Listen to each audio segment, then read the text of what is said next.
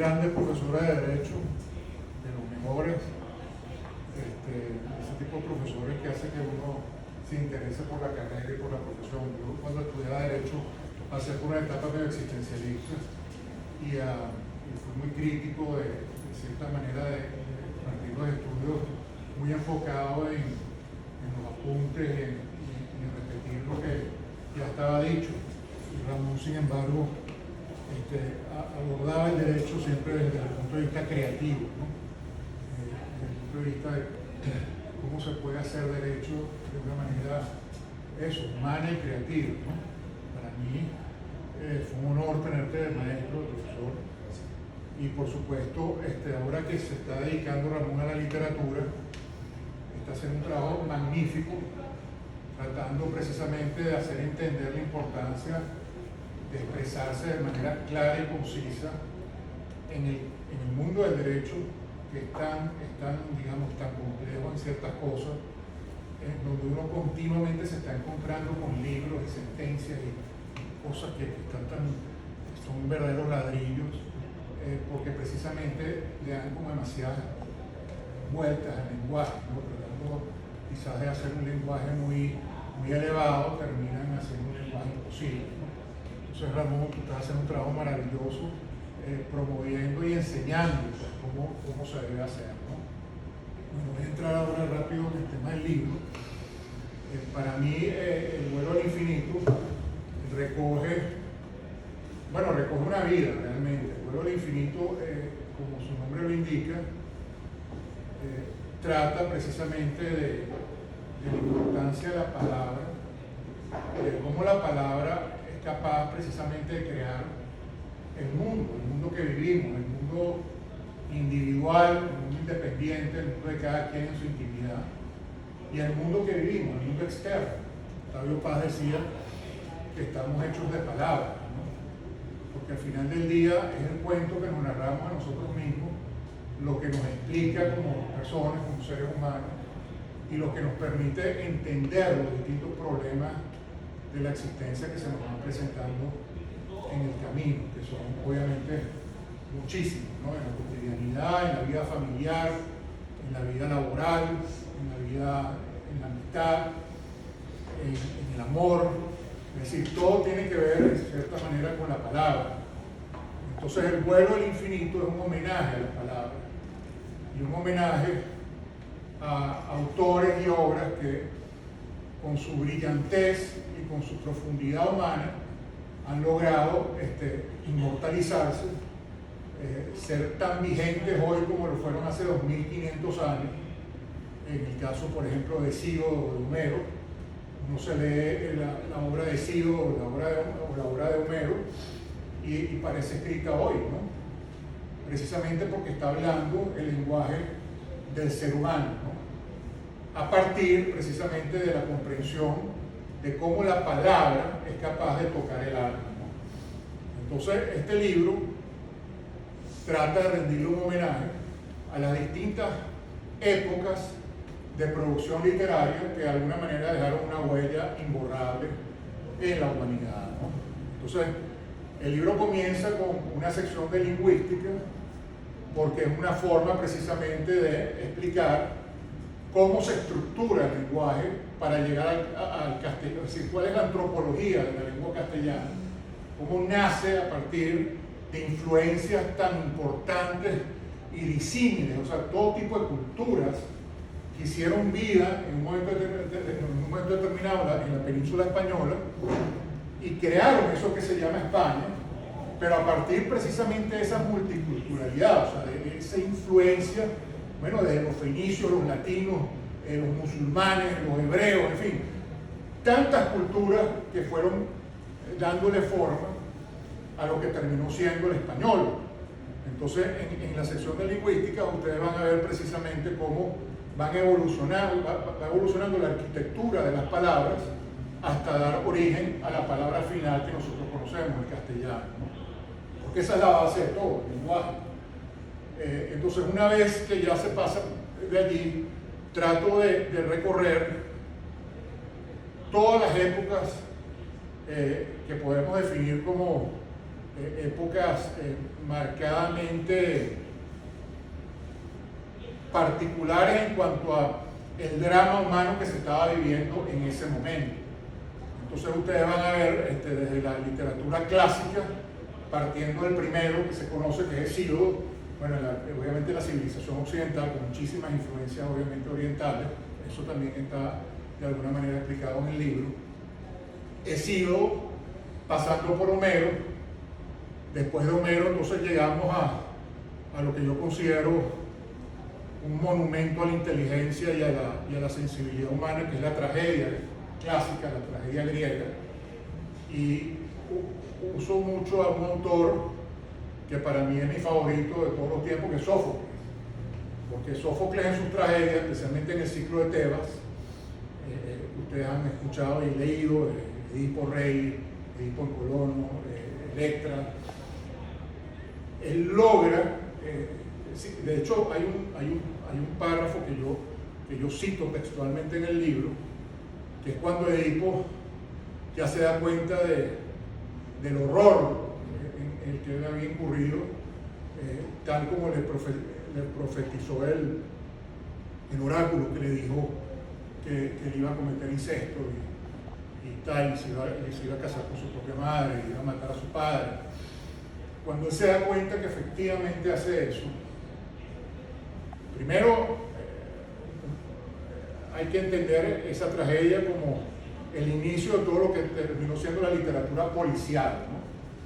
Es decir, como este individuo está condenando al supuesto asesino hasta que se da cuenta que el asesino es él, ¿no? Cuando él se da cuenta de eso, él manifiesta, cuando se saca los ojos, los tiene ensangrentados, además la descripción es maravillosa, él expresa su culpa. Para mí es una de las manifestaciones de culpa más hermosas que se han escrito, ¿no? Sófocles. Sófocles además marcó todo lo que fue la literatura posterior, especialmente Shakespeare. Shakespeare está considerado evidentemente el dios de la literatura junto con Cervantes. Están ahí compitiendo entre ellos. Claro, son géneros distintos también, ¿no? Cervantes en su género, quizás es dios en su género y Shakespeare en el suyo. El tema es que cuando uno lee la dramaturgia de Shakespeare, la huella de Sófocles está demasiado presente. Es decir, uno ve claramente la influencia que tuvo la tragedia griega en toda la concepción artística, creativa de William Shakespeare. Por eso es fundamental irse a los clásicos. Entonces ustedes en el libro van a ver distintas interpretaciones, además algunas de las tragedias de Sófocles, como en el caso de Antígona, que hay distintos tipos de interpretaciones. Uno la ve como la lucha entre el derecho natural y el derecho de los hombres, otro lo ven como una manifestación en el caso de Creonte, que era el dignatario que está considerado un tirano, porque fue el que causó la muerte de Antígona, etcétera, etcétera. Van a ver una interpretación distinta. Un Creonte que está cumpliendo con su deber y que está actuando de acuerdo a un código de ética que debe respetar para poder mantener el orden de su reino, ¿no? Entonces, bueno, una vez que ya estudian a fondo en el libro a Sófocles, van a pasar a Aristóteles, a todo lo que es la poética de Aristóteles. Aristóteles escribió una obra muy breve que se llama La Poética, en donde él expresa allí un poco cuáles deben ser las normas que debe seguir cualquier creador a la hora de crear arte, es decir, qué se tiene que generar en el arte para producir eso que él llamaba, que le puso el nombre catarsis, ¿no? La catarsis se genera precisamente cuando uno ve en una obra artística, en una obra literaria, en una música, en unas artes plásticas, en fin, cualquier manifestación artística, uno se siente identificado plenamente con lo que está viendo. Si es sufrimiento, está sufriendo igual que lo que el artista está expresando. Si es amando, está amando igual. Si tuvo algún tipo de conflicto existencial, ese conflicto existencial es similar. Entonces, claro, cuando el arte se transforma en un amigo, en una identificación de uno mismo, cuando uno se ve retratado en el arte, se produce eso que se llama la catarsis. Entonces Aristóteles escribió una especie de decálogo de lo que se necesita tener en el arte para lograr eso, ¿no? Entonces, bueno, se le rinde un pequeño homenaje a Aristóteles y a la poética, y después entonces empiezo a recorrer las distintas épocas de la literatura, a través de eso, a través de resaltar algunos autores, algunas obras. Entonces, después del periodo clásico, preclásico, como Hesíodo y Homero, pasamos al periodo clásico. Después del periodo clásico, entonces pasamos a todo lo que es el medioevo, la Edad Media. Y bueno, y ahí cito unos cuantos autores muy emblemáticos de la Edad Media. Y entrando en el Renacimiento, también entonces toco algunos autores importantes del Renacimiento. Pasamos después a la época isabelina, al siglo de oro español. También toco allí a varias obras, especialmente una que me gusta a mí particularmente, que es La Celestina de Fernando de Rojas, ¿no? Entonces ahí hago un pequeño análisis de la obra de Fernando de Rojas, porque La Celestina es una parodia exquisita de todo lo que fue el código moral de la Edad Media y todo ese concepto del amor cortés, ¿no? Eso está allí. Ahí también un análisis de Dante, de la Divina Comedia, porque Dante, y aquí es muy interesante, cuando ustedes lean ese ensayo se van a dar cuenta cómo la existencia de Dante, todo lo que él sufrió en su propia carne, Dante fue un hombre sumamente complejo, que alcanzó la gloria para después ser completamente pisoteado por la sociedad que él estaba tratando de elevar. Lo pisotearon, lo humillaron, lo difamaron, se tuvo que ir de su tierra desgarrado. Además, el gran amor de su vida nunca le correspondió. Entonces, todo ese drama existencial de Dante que yo describo en la obra, en el libro, se traduce claramente en la Divina Comedia.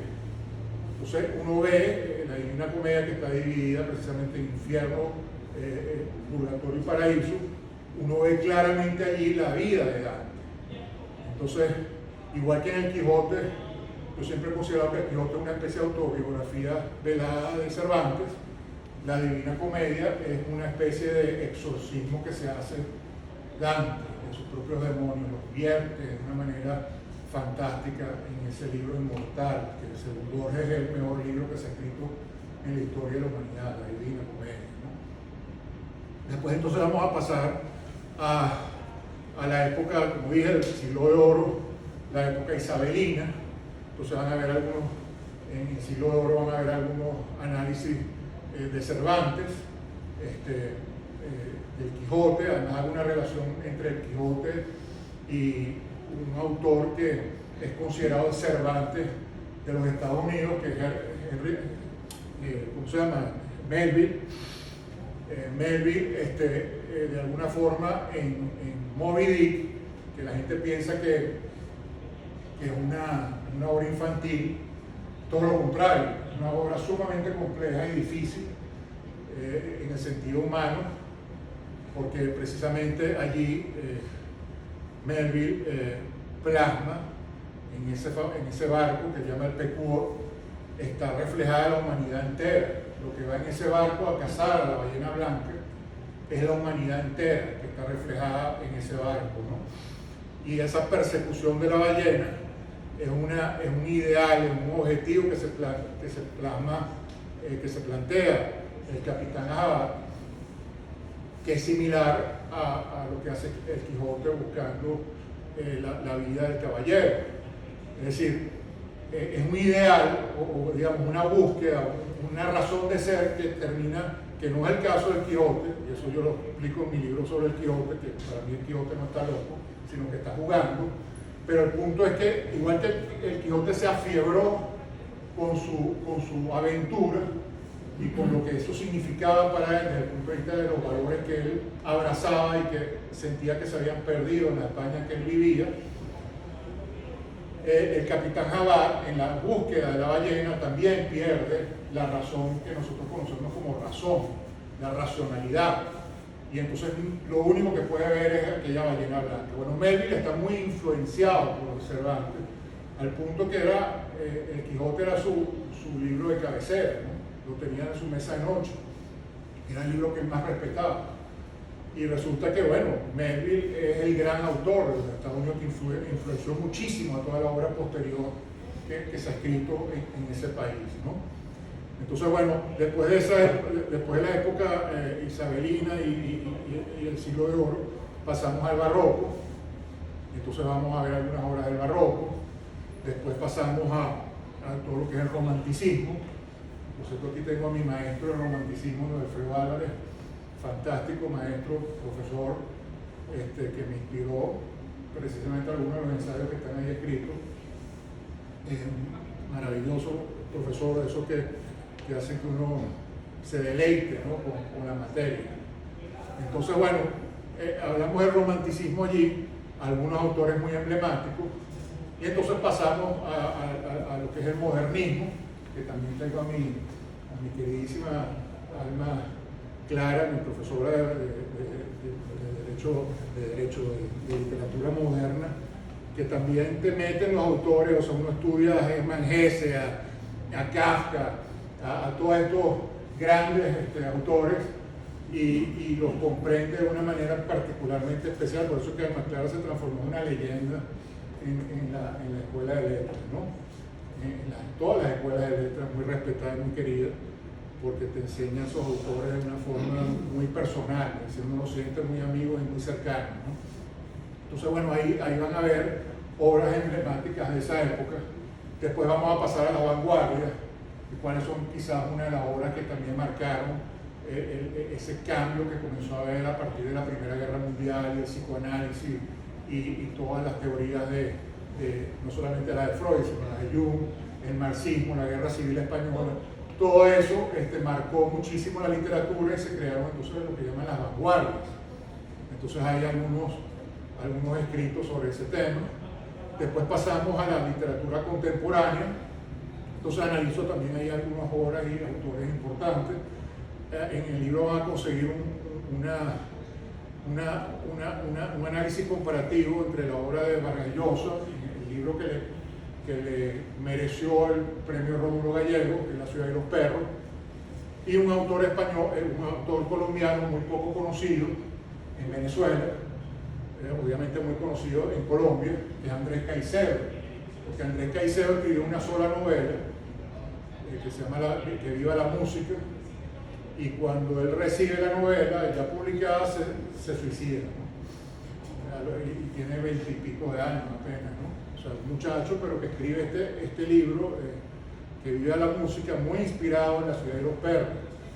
Y además ahí se puede entender mucho ese concepto de territorialización, que es muy importante, como un personaje o nosotros mismos, como a partir de ciertos momentos o experiencias que tenemos en la vida, nos lleva eso como una especie de submundo, a un mundo completamente distinto al que estábamos acostumbrados, al que convencionalmente estábamos acostumbrados, y eso nos marca profundamente. En el caso de La ciudad y los perros, son estos muchachos, o este muchacho de clase alta, que papá quiere volver más viril, y entonces lo mete en una academia militar, y resulta que en la academia militar todas las normas morales se subvierten, hay todo tipo de depravaciones y cosas espantosas suceden allí, y entonces cómo el personaje, a partir de esa experiencia, se transforma en otra cosa, ¿no? Se transforma, regresa otra vez a su ambiente de clase alta, pero con una visión completamente diferente de la vida, de sí mismo, etcétera, etcétera.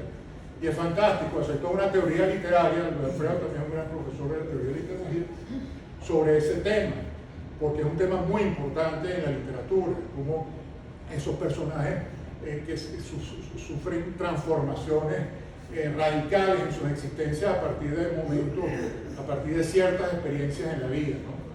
Entonces Andrés Caicedo hace lo mismo en Que viva la música. En el caso de Que viva la música, es una muchacha de clase alta, muy bella, que decide irse a su mundo y tener eso, sexo con los indios, y drogarse, y prostituirse, y tener una cantidad de experiencias radicalmente opuestas a lo que era su enseñanza familiar y cultural, y cómo eso también la transforma. Entonces esa comparación de esas dos obras nos permite un poco comprender ese concepto tan importante que es el tema del territorio, qué pasa cuando se pierde el territorio y después se recupera, ¿no?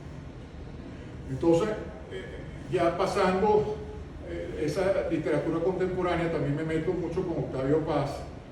Antes de eso, que se me pasó comentarles, le rindo cierto homenaje también al Inca Garcilaso de la Vega, que según Vargas Llosa es el primer gran novelista latinoamericano y el que precisamente logra llevar la lengua española a la literatura nuestra, la literatura americana. Es el padre de la literatura americana, el Inca Garcilaso de la Vega. Entonces en el libro van a ver un ensayo sobre los comentarios reales que hace el Inca. El Inca es un personaje fascinante, uno de los personajes más fascinantes de la historia nuestra, de nuestro pueblo.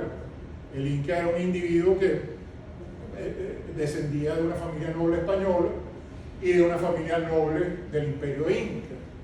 Es el primer mestizo, el gran mestizo, que además se reconoce con mucho orgullo como mestizo, en una época en donde la gente quería esconder eso, porque la limpieza de sangre era lo que te daba supuestamente un estatus, una cosa. Él salió claramente definiéndose a sí mismo con mucho orgullo como mestizo, y además logra en los comentarios reales crear todo un universo maravilloso que nos explica precisamente cómo era el comportamiento de los miembros del Imperio Inca, cómo se hizo ese imperio y cómo eran sus usos y costumbres, etcétera, etcétera. Lo compara con otras tribus, con otras cosas, y también pues hay una gran relación con España. Entonces era muy importante rendirle un homenaje a él, y en el libro lo van a ver. También le rindo un pequeño homenaje a Octavio Paz, a través de, cuando hablo de esa literatura que busca explicarnos a nosotros mismos. En Latinoamérica, en la época fundacional, hay una serie de autores que son importantísimos, que escribieron obras para tratar de crear pueblos, crear naciones, a partir de la literatura. Fíjense la importancia, en este caso de la literatura, lo que decía al principio, de cómo a través de la literatura se podía crear una percepción de lo que era el americano y lo que eran esos pueblos que se estaban fundando, ¿no? Entonces hay una serie de autores fundacionales que son importantísimos en la historia de la literatura, que van a estar plasmados en este libro, ¿no? Y es un homenaje a Octavio Paz, porque Octavio Paz escribió para mí el ensayo más extraordinario que se ha escrito en la historia. No he visto una cosa mejor nunca, que es El laberinto de la soledad, ¿no? En El laberinto de la soledad, Octavio Paz explica claramente lo que significa ser latinoamericano y cómo el alma del latinoamericano está cincelada de una forma muy particular y que explica en gran medida ese conflicto existencial que no se termina de resolver nunca. Bueno, El laberinto de la soledad, eso está muy plasmado allí, y entonces dentro de esa búsqueda precisamente, ese honor que yo le rindo a los autores fundacionales, a los que a partir de la literatura fundaron naciones, es una forma también de rendir homenaje a Octavio Paz, ¿no? Entonces, bueno, después al final, pasando la parte contemporánea, saltamos a otras manifestaciones en donde la palabra es fundamental, artística donde la palabra es fundamental. Entonces, en el arte, por ejemplo, en la parte del arte, que hablo mucho del tema del sincretismo, de cómo en el arte se fusionó la cultura española y la cultura americana para crear un arte muy particular, y nuevamente recojo la literatura como una herramienta fundamental para poder explicar eso, ese sincretismo que se produjo, ¿no?, en el arte.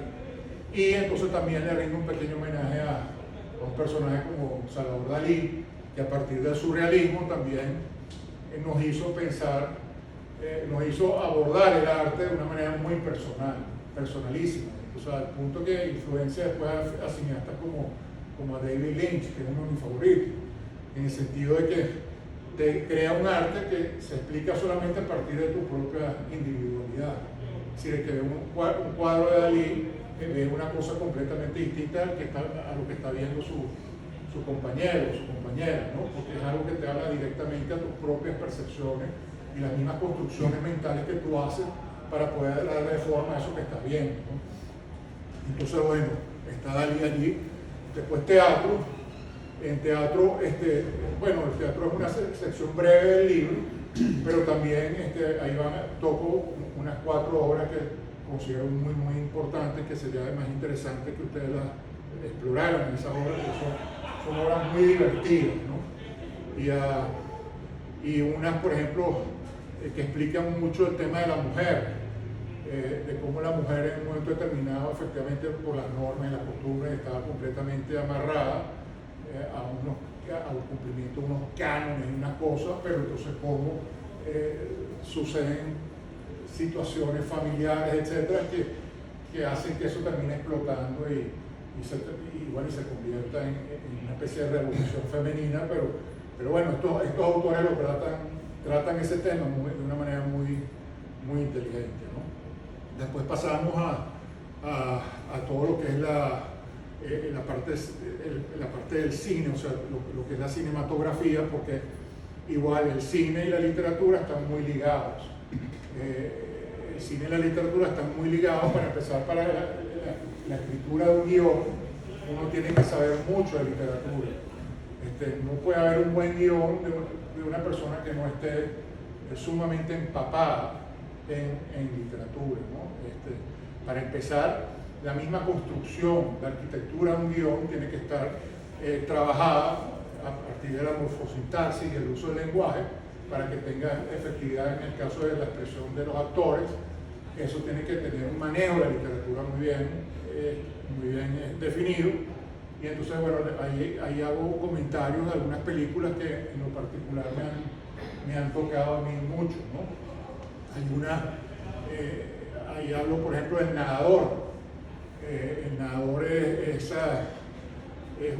una película muy, muy interesante, no sé si la han visto. Es una película extraordinaria que trata precisamente de un individuo que decide,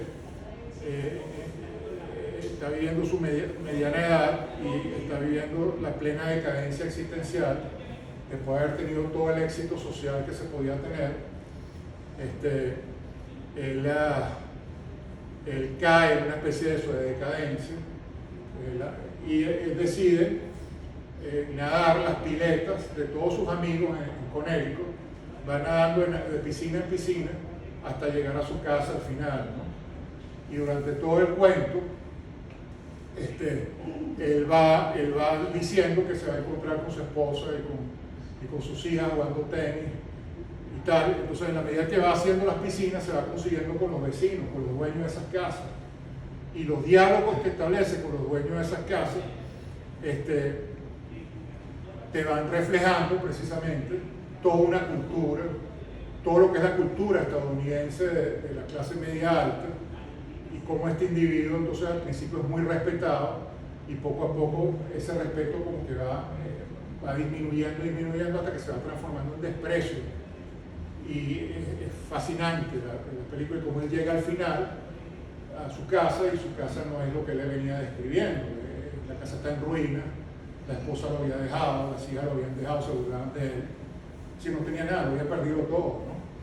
Pero esa exploración que él va haciendo a través de las piletas explica muy bien todo el tema de la humanidad, de cómo un individuo efectivamente puede estar en un momento determinado en una situación, radicalmente cambiar esa situación, y cómo su entorno también se va modificando a partir de esos cambios, ¿no? Gente que antes lo respetaba y que antes lo admiraba y lo envidiaba, ahora se burlan de él, se lo desprecian, etcétera, etcétera, ¿no?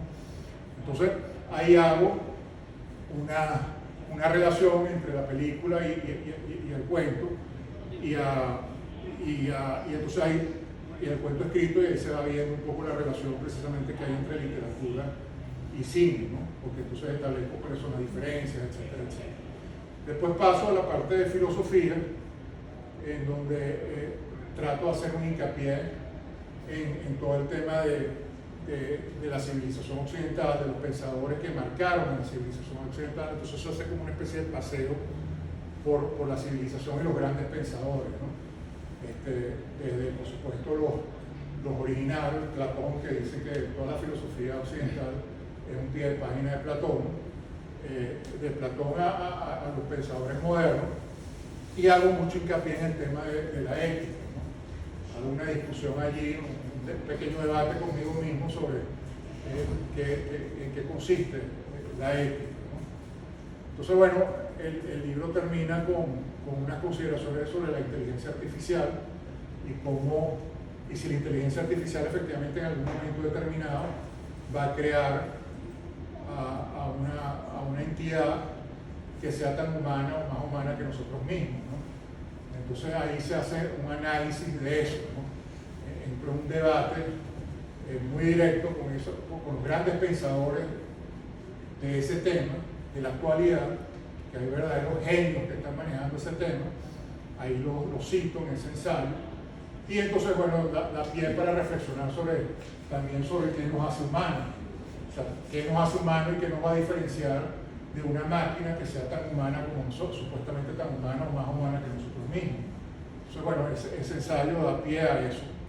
Y termino pues con un poema sobre el tiempo y lo que el tiempo significa en este caso para mí, ¿no? Y creo que para muchos de ustedes, cuando lean ese poema, van a ver un poco, ahí trato de la relatividad del tiempo, ¿no? El tiempo en definitiva no es sino una construcción completamente relativa, y la razón por la cual decido terminar con el tiempo es precisamente porque, partiendo de la relatividad del tiempo, de cómo el tiempo también es una construcción totalmente mental, a partir de cuentos culturales que nos han dicho desde que nacimos, y cómo nosotros nos vamos posicionando, nos vamos describiendo nosotros mismos, al punto que si tengo tal edad, mañana voy a tener otra edad, y cosas así. Yo, por ejemplo, llegué a la conclusión de que no tengo edad, yo no me quiero definir por una edad, ya está, o sea, no tengo un número en ese sentido, ¿no?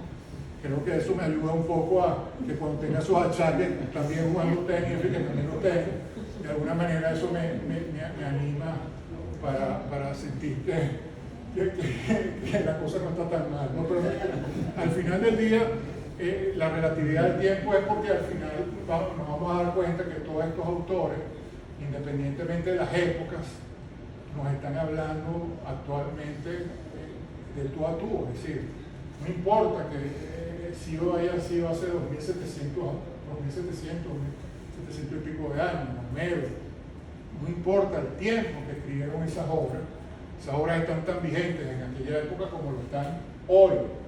Entonces, el vuelo al infinito, porque el infinito es la palabra es infinita, la construcción de la palabra, la construcción que se puede hacer, los mundos que se pueden construir a partir de la palabra, son infinitos.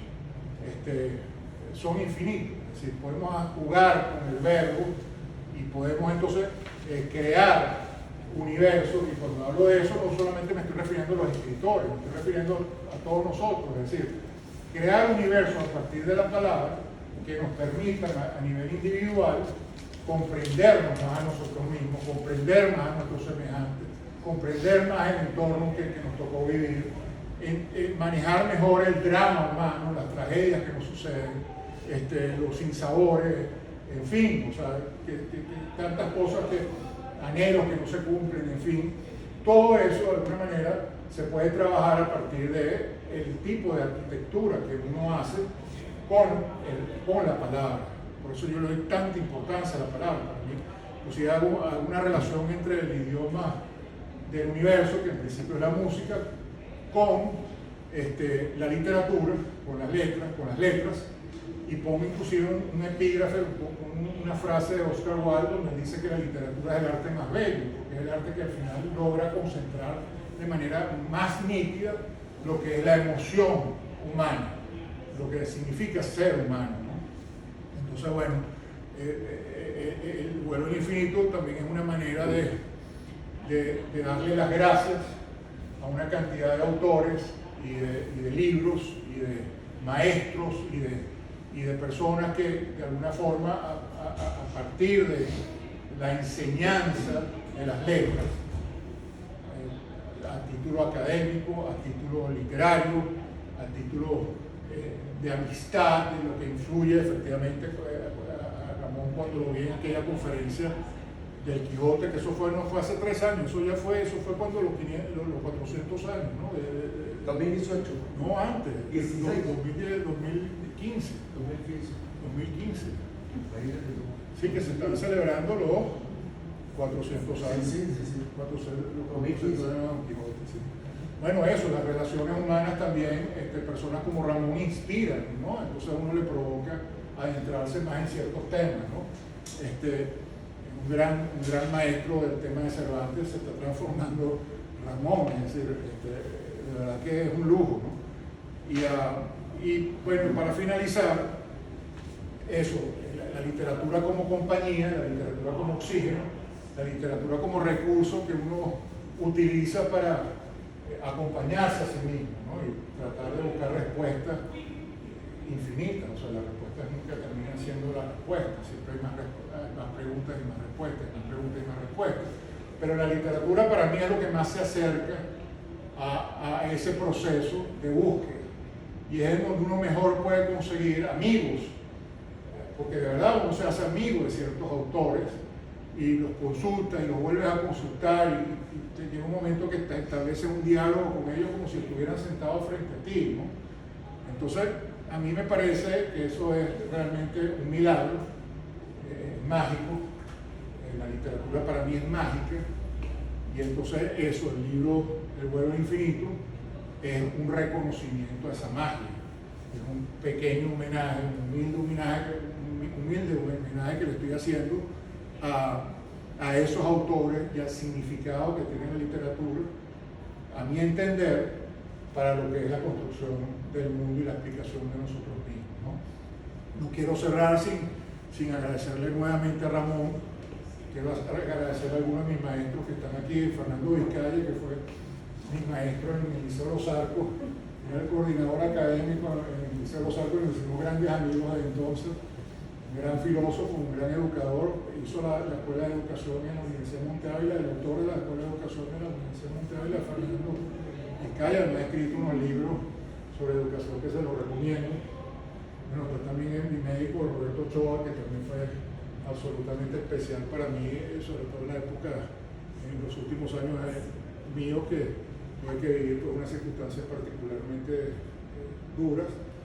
Siempre tener un médico como Roberto pues es una gran cosa, porque voy a contar rápidamente anécdotas. Cuando mi esposa estaba ya en su última fase interna en el hospital, Roberto siempre que salía del trabajo en la noche se pasaba todas las noches por el cuarto y se ponía a hablar de ópera y de literatura y de cosas maravillosas para entretener a Inés, ¿no? Y eso es algo que yo espero dejar de hacer toda la vida, ¿no? Ahí estamos otra vez con el tema de la palabra. La palabra de Roberto en ese momento fue esencial, porque efectivamente se iba del cuarto y había cambiado completamente el ambiente. Inés estaba contenta, en fin, nos podíamos hablar de algunos de los temas que él había dejado sembrados en la conversación. O sea, bueno, esas cosas, esos temas ahí eso es muy especial, porque eso es algo que no tiene precio, no tiene forma de agradecerse. Increíble. Y bueno, y María del Pilar Puig, que no está aquí presente, ya está viviendo en Valencia. María del Pilar es una persona excepcional también, fue la directora de la Escuela de Letras de la Universidad Central en la época de oro de la Escuela de Letras de la Universidad Central, porque se dice fácil. La Escuela de Letras de la Universidad Central llegó un momento que yo creo que era la Escuela de Letras más importante de Latinoamérica, una de las más importantes, de las más emblemáticas. Parece que aquí, o sea, todo el boom de la novela latinoamericana nació con el premio Rómulo Gallego. O sea, Venezuela llegó a tener una importancia en la literatura. Se me había olvidado, perdón, en esa parte del libro. En el libro también van a ver los orígenes de la literatura venezolana.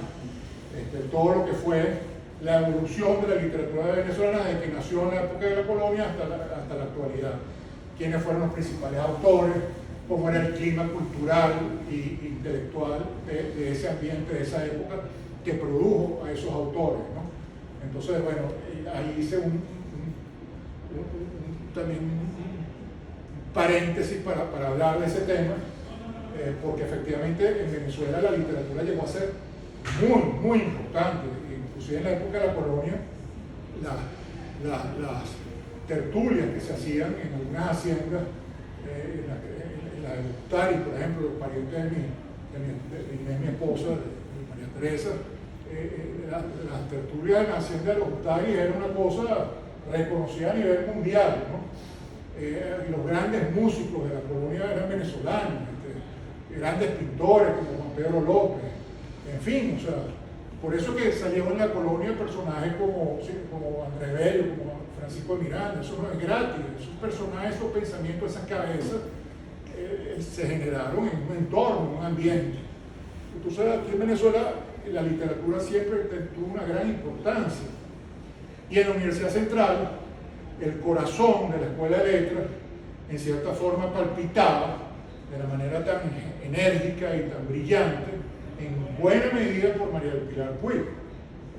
De verdad que yo no tengo palabras para describir la importancia que esa señora tuvo en lo que fue la Escuela de Letras de la Universidad Central, y después dando clases sobre Cervantes se transformó en la principal cervantista de Venezuela y de las más importantes, diría yo, del mundo.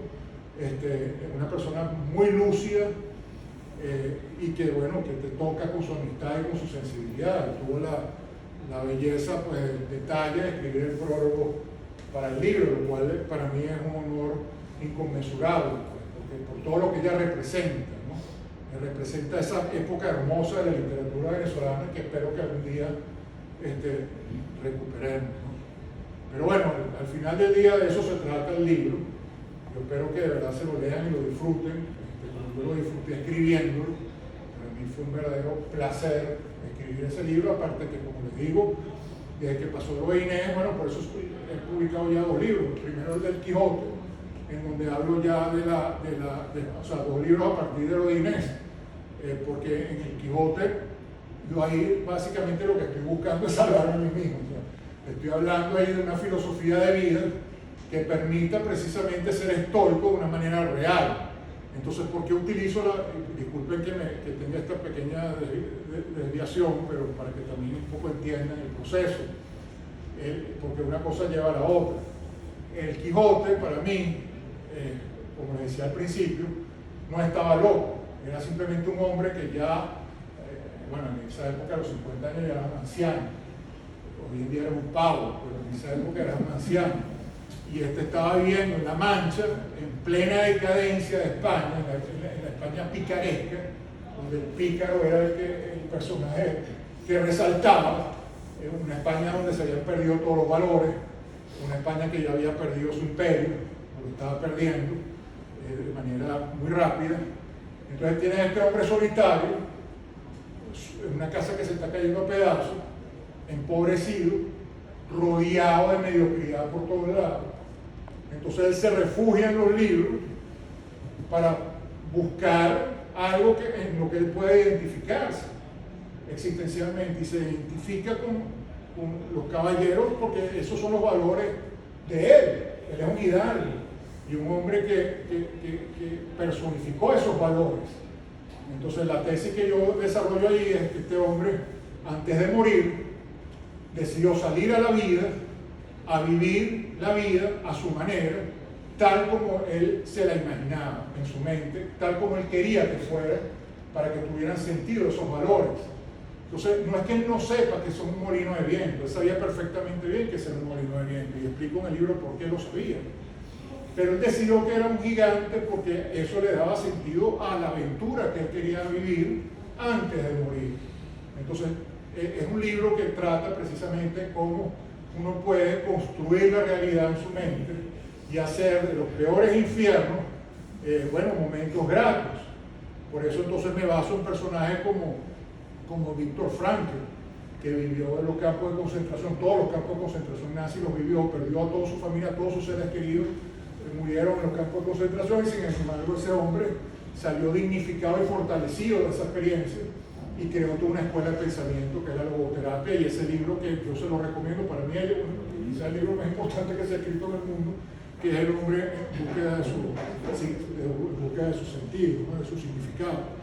Entonces, bueno, el Quijote es eso, pues esa manera de entender la vida de una forma en que, a partir del ejercicio de la libertad individual, si tú no le haces daño a terceros, tú tienes el derecho, la atribución de crear tu propio mundo y vivir ese mundo a tu manera, sin que nadie se meta y sin que te importe lo que digan o lo que piensen o lo que crean. Tú vives la vida a tu manera, de acuerdo a tus valores. Entonces, bueno, eso fue una escritura que a mí me hizo muchísimo bien. Es un libro al que le tengo un particular cariño por eso, porque a mí me dio muchísimo valor toda esa sapiencia que vi en todos esos libros que investigué para poder escribir ese libro. Ustedes van a ver en ese libro toda la filosofía, bueno, en gran medida los grandes pensadores occidentales están todos allí homenajeados, porque todos nos dicen algo que nos puede servir para esto que les estoy diciendo, para esa construcción de un mundo que nos permita vivir a nosotros con más plenitud. Y finalmente, bueno, eso me lleva directamente entonces al valor del infinito, porque precisamente a partir de ese ejercicio de la libertad individual, a partir de esa manera de entender la vida como una arquitectura que uno mismo diseña y va construyendo con el tiempo para tratar de sobrevivir las cosas que nos suceden, bueno, el duelo al infinito es eso, es rendirle homenaje a esos autores que entendieron esa realidad también, comprendieron eso y lo plasmaron en obras literarias que son simplemente inmortales y que se pueden transformar en los mejores amigos de la existencia. Muchísimas gracias.